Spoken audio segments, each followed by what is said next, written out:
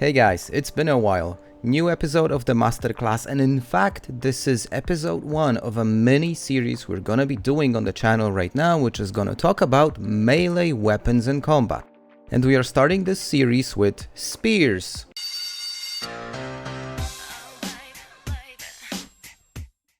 Not necessarily that kind of spears, just your regular, boring, wooden spears used to annihilate hordes of zombies. So without further ado, let's jump into it. But before we begin, I just wanted to say welcome to all the new subscribers. I'm so happy that you guys decided to join this little community of ours, and my promise to you is I will continue to make these videos and I will try to make them as entertaining and educational as possible. Spears are a really interesting weapon because unlike any other melee weapon in Project Zomboid, there isn't a single occupation or a trait which would directly impact your spear skill. The only real useful occupations or traits, if you want to make spears your weapons of choice, are the ones which give you bonuses to maintenance. And that's because the spear's weakest point is its durability. And that is exactly why, for the purpose of making this video, our buddy Dylan here is a DIY expert with some extra carving and maintenance traits added to his profile. The skill associated with the usage of spears, just like any other melee weapon, can be found in the combat melee section of your skills. And you level it up just like any other melee weapon by using this weapon in combat. Why is it worth leveling up spears? Well, not only are you getting a damage bonus, but also at higher levels you will gain a range bonus to your spear, which is actually quite important because range is one of the upsides of using spears, but I will be talking about it later. And how to acquire spears? Well, unlike any other melee weapon in the game, you would rather make them yourself instead of just, looking for them. They are not a crowbar, which you would go to your local construction store to find. These are just sticks, sharpened sticks. Why bother? Just make them yourself. The easiest way to navigate the crafting of spears is by simply typing spear into the text box in the crafting menu of the game. That's because spears can be found under the carving, but also the weaponry crafting menus. Carving will have the basic spear, while the weaponry crafting menu will have all the fancy spears. So, well, essentially a long stick with a knife attached at the very end of it, and these types of things. Now, the great thing about the spear is that it's insanely easy to make. There are no skill prerequisites, there are no magazines you need to read through to make the basic spear. The only thing you need is just some sort of a sharpening tool, say a hunting knife like in this example, and a piece of long wood, like a sapling. Now, the way that I acquire saplings is by cutting down trees, especially the smaller trees, but you can also forage for them, so there are multiple ways to get them. They're not that really difficult to find. And what about combat? Well, let's test it out on our first test subject. I'm gonna say that the combat with spears is incredibly satisfying, and there are several reasons why, and let's break them down now. The first thing worth mentioning is the fact that spears are insanely effective in combat. You will notice in the next couple of minutes that I was able to one-shot or nearly one-shot almost every single zombie that approached me. And that is while having the spears skill at an absolute 0. This is a brand new character with no experience using this weapon. And why is it really cool to be able to one-shot almost every single zombie in sight? Well, apart from the fact of this simply being badass, there is also a very practical reason. Less muscle strain. And what's the trade-off of having less impact on your muscle strain? Well, the durability of the weapon. I broke my first spear after taking down 15 zombies, so that's not really impressive. And while there are ways to make them last longer, I'm gonna cover that later, it's always important to keep in mind and carry a spare weapon or carry a spare spear with you. I mean, all you need is just a long stick and a knife. It shouldn't be an issue to craft tens of them. And speaking of crafting, most legit types of spears, so a spear which is more than just a sharpened stick, will require a recipe magazine to unlock the ability of making them. And this recipe magazine is Tool Use of Early Man. Hold on guys, I'll just get rid of the intruder, read the magazine, and we're gonna be making some fancy spears. There, much better.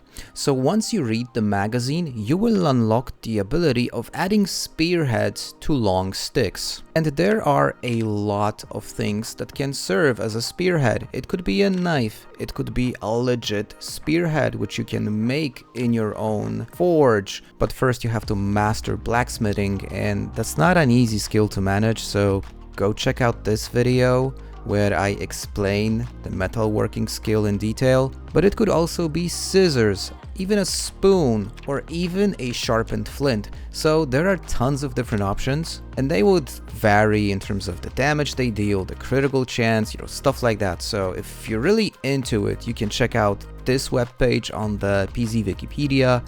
It explains every single option available in the vanilla game.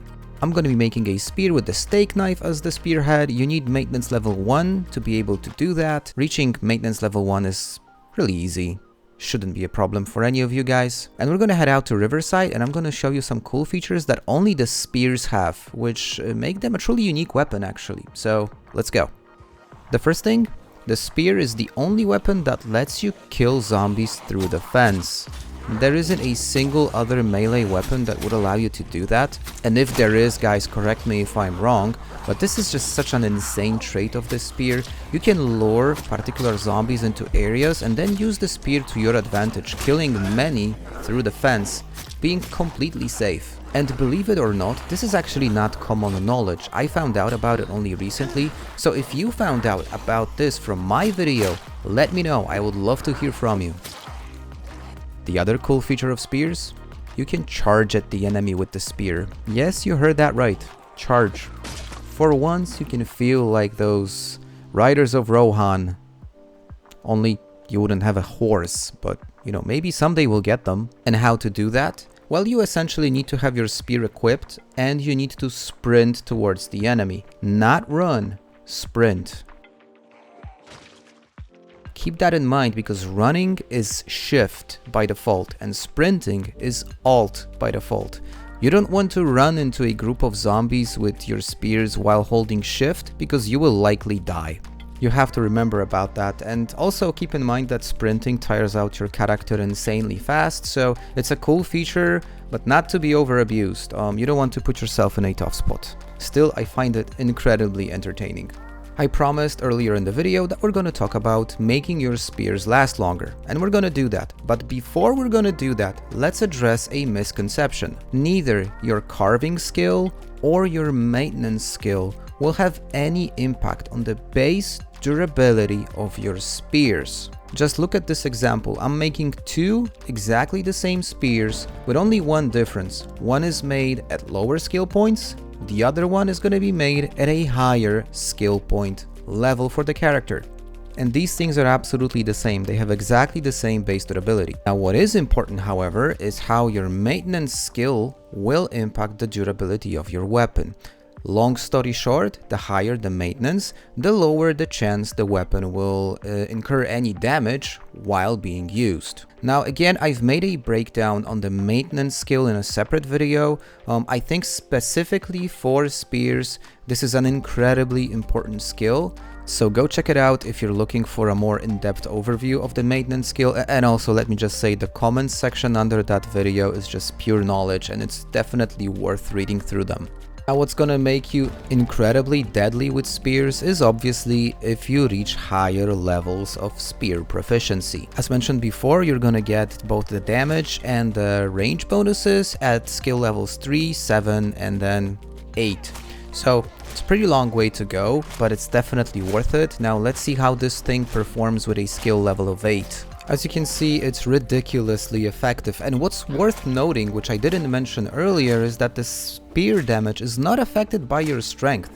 So, unlike a crowbar, where the stronger you are, the more damage you deal, with spears you can actually completely neglect strength and you will still be super efficient. So for those of you gym haters, this is absolutely the go-to weapon for you guys. So to wrap things up, I wasn't a spear user myself. I used it a couple of times, but most of my melee combat was usually done with a crowbar.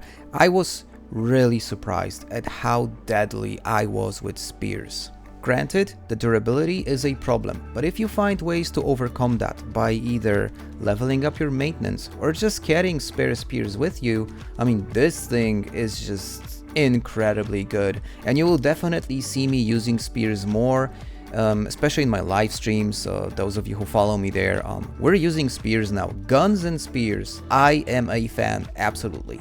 In the next episode of this mini-series, we're gonna be covering the blunt weapons, both the short and the long versions of them. So for all of you crowbar enjoyers, I hope that's something to look forward to. And if you're not yet subscribed to the channel, I welcome you to do so. Besides the Masterclass series, where I break down all the different game mechanics and skills, I also do mod reviews under the Mod Shed series. If long-form roleplays are your thing, you will also find them in my channel. And if you like to interact live, I do live stream, so you can catch me there as well. The easiest way to follow all of this is simply join my Discord. The link to the Discord is in the description of the video. That's where I post my schedules, that's where I look for inspiration, and that's the easiest way to get in touch with me. There is over 100 of us in the community, so you are more than welcome to join. And finally, thanks for all the support, for every single like, for every single comment, for every single share. You guys keep me going. I really appreciate it. For today, that's everything. And guys, as always, I'm Gertrix. Cheers!